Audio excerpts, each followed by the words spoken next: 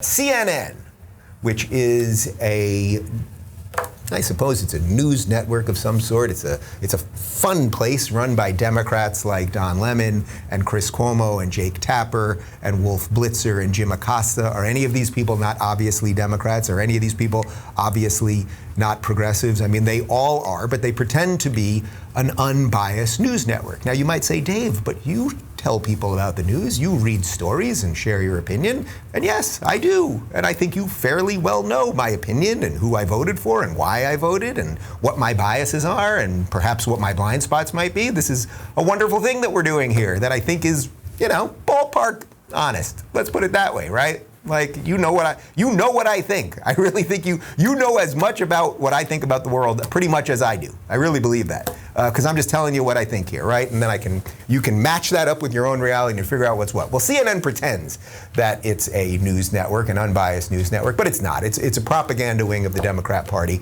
And they are really not happy that a certain amount of Americans are not getting vaccinated, right? Now, again, you make a decision for yourself.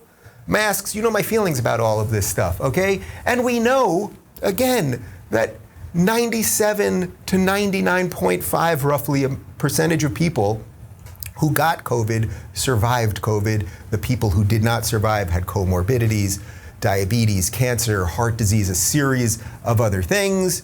But they really, really want you to get vaccinated on CNN. I'm not exactly sure why. I don't want to be a conspiracy theorist here, but we've got two videos for you. We'll show one. This is Dr. Jonathan Reiner on CNN talking about mandating vaccines. I do think it's time to start mandating vaccines. And I think that private industry and private organizations will do that. At GW University, where I work, starting this fall, you can't be on campus unless you're fully vaccinated. Look, I think that we're in the part of the pandemic now where the problem in this country is that 150 million Americans are not vaccinated. Now, half of that number is less than 18 years of age. But let's look at the adults. 75 million adults have chosen not to get vaccinated. And that choice has consequences. Now, we can't force you to take a jab in the arm, but there are many jobs, perhaps, that can prevent you from working if you decide not to get vaccinated. So I think we need to be more proactive, and I think we will see industry take the lead in this. Ooh, I mean, that should chill. It should send a chill down your spine, the authoritarianism that sits right behind someone who purports to be a medical doctor. So he's saying 150 million people aren't vaccinated, 75 million of them are Americans.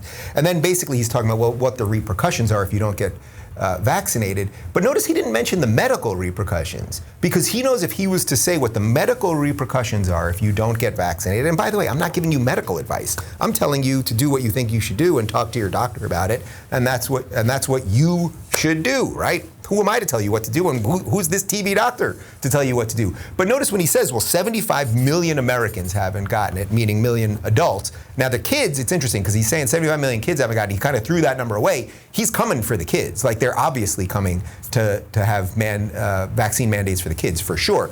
But just dealing with those Americans, notice when he's talking about the repercussions, his repercussions are you shouldn't be able to go to work, something to that effect. He doesn't say what the repercussions are if you got COVID, because if you got COVID, most likely you would then have the antibodies, you would survive, and if you didn't have comorbidities and you weren't of a certain age and everything else, you would be just fine after. That's the truth.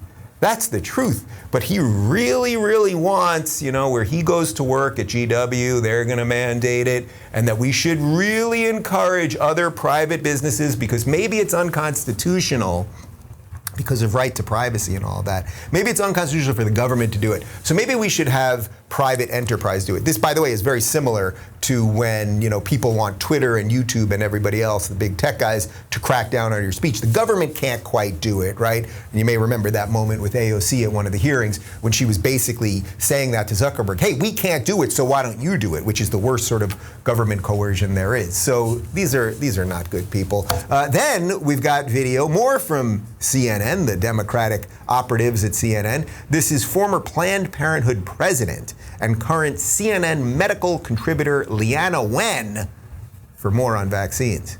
I think this really depends on what it is that we do at this point. So now we have this Delta variant that is much more contagious. Because it's more contagious, it's going to be even harder for us to reach herd immunity. We're going to have to vaccinate an even higher proportion of people to get there. What happens then if we end up having another variant developing that's even more contagious, that could cause more disease, that could evade the protection of our immune system? And so how quickly we get this under control and which way we go depends on what we do now when it comes to vaccination, to overcoming disinformation. And what we really need to do at this point is to make vaccination the easy choice. It needs to be hard for people to remain unvaccinated. Right now, it's kind of the opposite. It's fine. I mean, it's easy if you're unvaccinated. You can do everything you want to do anyway. But at some point, these mandates by workplaces, by schools, I think it will be important to say, hey, you can opt out, but if you want to opt out, you have to sign these forms. You have to get twice weekly testing. Basically, we need to make getting vaccinated the easy choice. That is what it's going to take for us to actually end the pandemic. She wants to really make this impossible for you to make a medical decision for yourself.